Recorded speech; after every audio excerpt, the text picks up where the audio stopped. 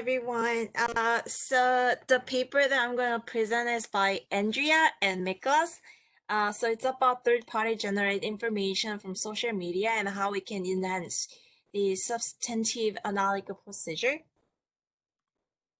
Hold on a second, Yumi. This paper has been rejected on a journal, and we are going to resubmit. So this is the perfect moment for you guys to send me and Andrea insightful comments about it. Go ahead, Yumi. Okay. Professor, are you recording this? Yes, it's recording. So this examines the usefulness of third-party generated social media information for firms, brands, and products in enhancing regression-based substantive analytical procedures. Later, from here, we're gonna call it SAP for the revenue account. Analytical procedures are defined as reasonableness tests, where auditors compare their expectations of account balance with those recorded by management. Although SAPs may offer a cost-effective alternative compared to the test of details, PCOAB inspection findings often identify several deficiencies in auditors' applications of SAPs.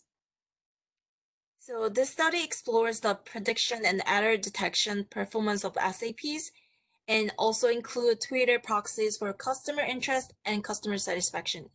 And also use the monthly revenue data for 20 business to consumer industry and aggregated third-party generated Twitter comments.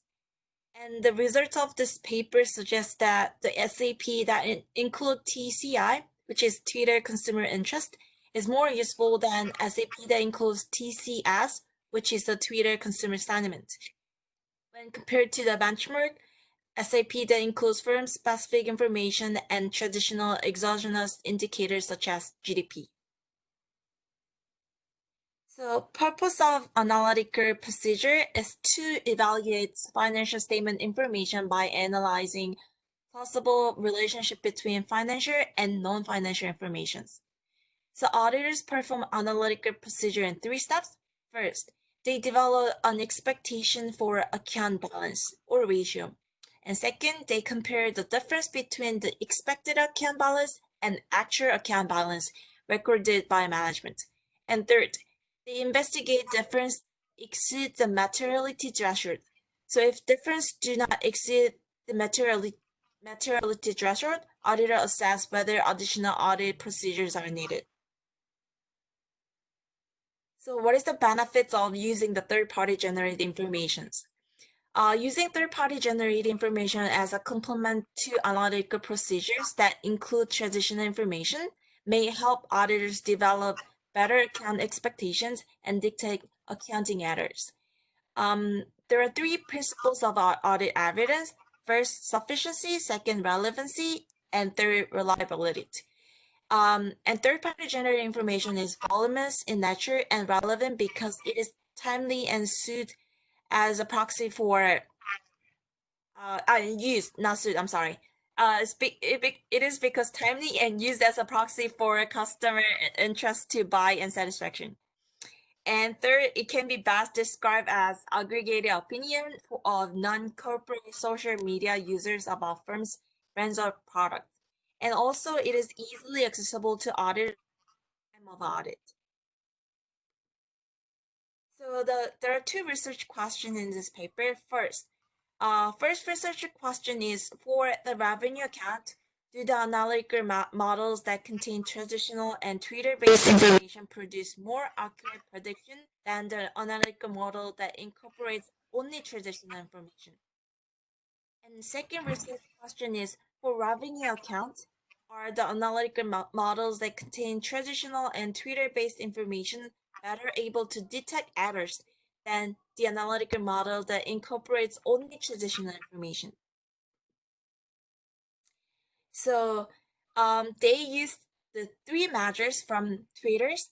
First, recent, past, and future consumer interest, and second, positive, and third, negative consumer sentiment. So if you see the right The first is the example of Twitter consumer interest. So it's the volume of third-party Twitter comments. And if you see the down below, that's the examples of Twitter consumer satisfactions, which is the ratio of total number of third-party Twitter comments that indicate both positive and negative sentiment. And this is a correlation graph for TCI, suggests that is positive with revenue, especially during Q4. And for TCS, observes negative correlations, which suggests that positive sentiment does not necessarily translate to increase in sales and vice versa. So, how they select the sample. Financial statement information related to quarterly revenue and accounts receivable is collected from Compustat Fundamentals Quarterly Database. And next, GDP information is obtained from Bureau of Economic Analysis website. And this information is collected from period 2012 to 2017 for the 194 publicly listed companies for which the data provider collects Twitter information. So this is like total number of the samples that after eliminate some of the data which is not doesn't have the information. So total from is 76, and the quarter observation is 1,824, and monthly observation, if you do, multiply 4, that's about 5,000 observations.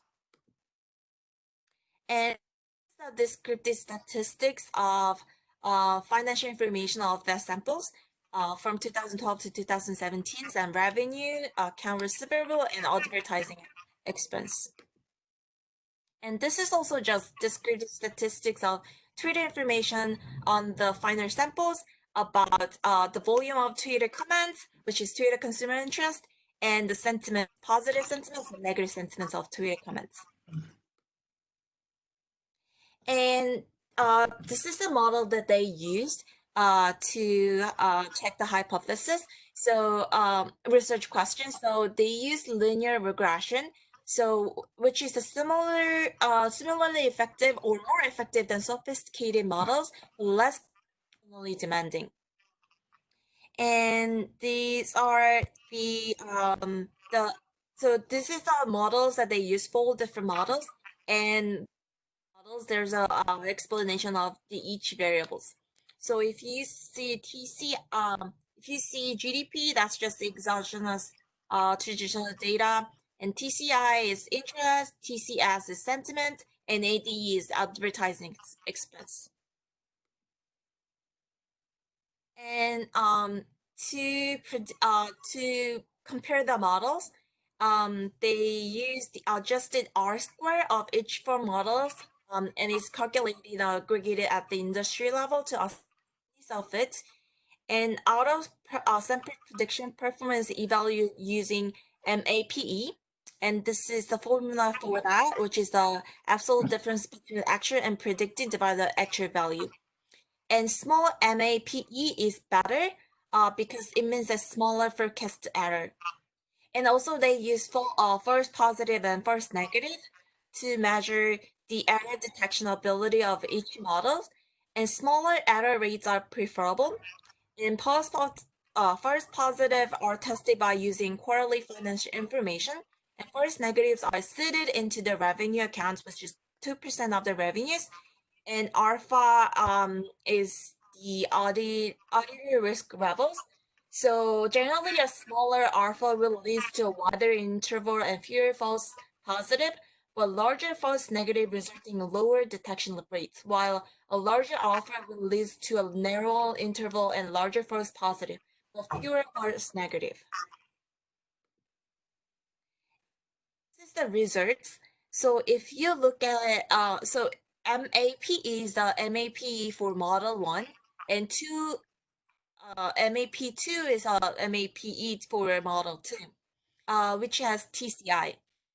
So if you look at the results, you can see that the MAP2 is smaller than MAP1, in most of the To me, you can say MAPE, that we usually call it MAPE. Oh, sorry. Yeah, MAPE 2 is that's much easier. Thank you. Most look at the most of the company has smaller MAPE 2 than MAPE 1, and also adjusted R square is greater that you can see that it's greater in Model 2 than Model 1, which is the model that's better. And on the right side of it, you can also see that Model 3 is better than Model 1 because it shows a smaller MAPE in the overall companies. And also R square does better for Model 3.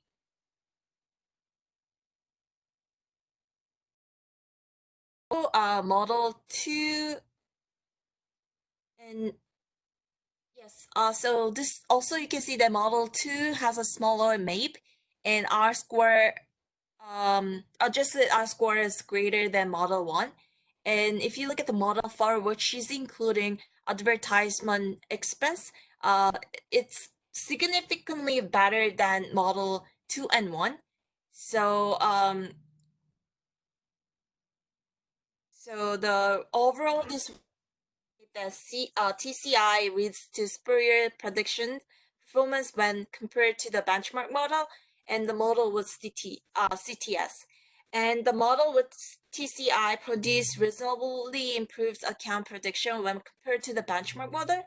However, when using advertising expense as a traditional proxy for firm generate consumer awareness of brands and products, the contribution TCI is limited. As a result, so you can see that if you look at the left side of it, the difference between these two, and if you look at the difference between these two, the difference between Model 1 and 4 is greater than 1 and 2. So this is what it's talking about. And as a result, a model with advertising expense can lead to improved prediction performance when there are no errors in revenue account. And another results about error detection performance for the research question 2. Auditors are primarily concerned with the high litigation cost associated with not identifying material misstatements, which is first negative.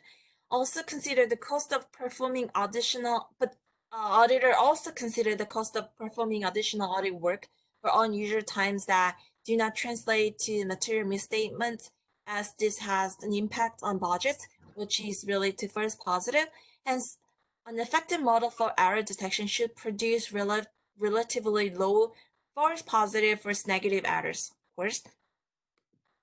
So if you look at the results, you can see that in the false positive, the model with TCIs do more better in major company, and false negative, there's not much difference, but it's like that there's not much difference false negative. And if you compare the ratio of it, so 1 to 1 is considering that false positive and false negative cost are same.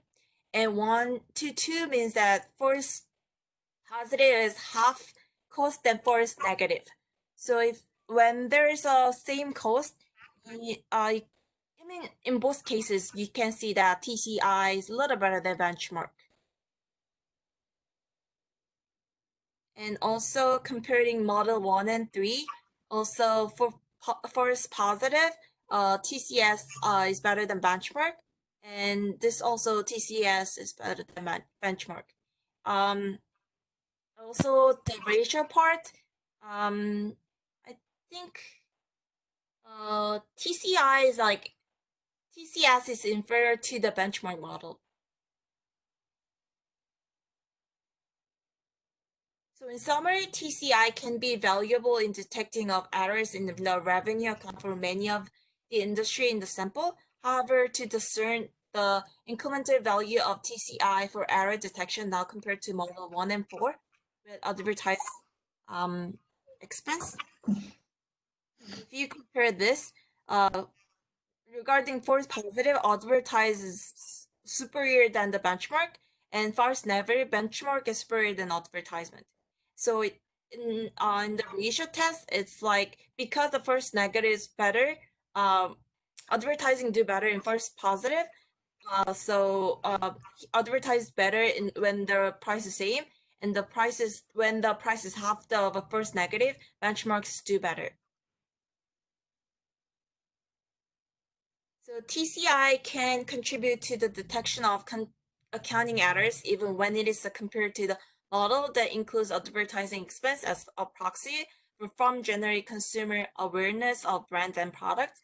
Consequently, auditors could benefit from implementing an analytical model that incorporates information that is generated by consumers on social media to predict revenue, account balance, and detect accounting errors within it. So the contribution of this paper added value in auditing literature in analytical procedures by investigating the incremental contribution of information that is generated by third parties and social media platforms. The limitation is first, monthly observations are estimated from quarterly observation, while this is interpolations methods have been applied in prior research. It is possible that the estimated monthly amounts do not naturally reflect the actual recorded account balance. And second, the study focused on 20 business to customer industry only. And also third, only one social media platform exam. Yeah, and that's it.